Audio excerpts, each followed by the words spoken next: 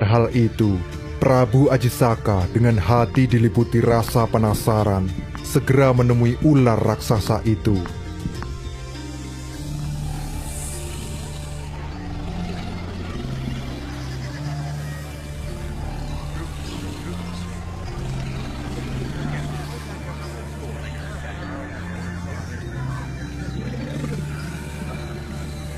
Apa tujuanmu kemari? Kedatanganmu telah membuat rakyatku ketakutan.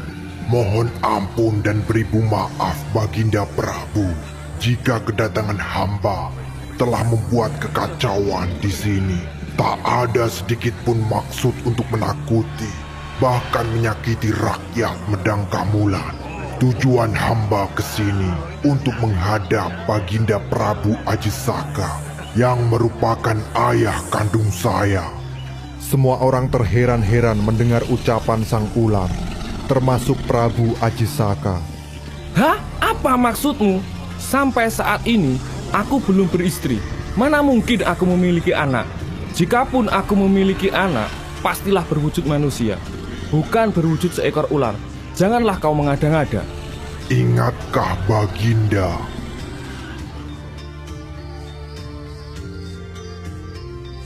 Dahulu, sebelum menjadi seorang prabu, Ajisaka pernah singgah di rumah seorang janda tua.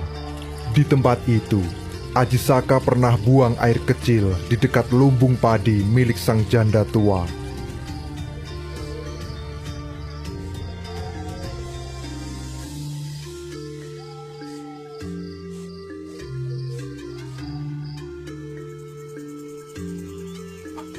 Ternyata tanpa sepengetahuannya, air kencing Ajisaka terminum oleh seekor ayam betina yang sedang kehausan.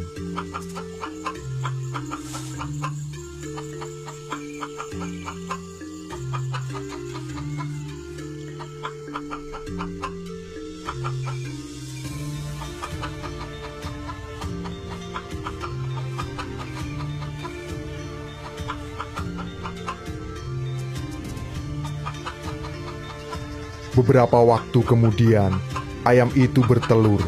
Akan tetapi, telur yang keluar hanya sebutir dan memiliki ukuran yang besar, tak seperti telur ayam pada umumnya.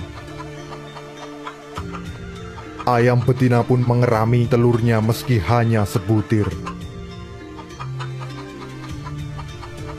Anehnya, meski telah dierami selama berbulan-bulan, telur tersebut tak kunjung menetas. Namun ayam betina itu tetap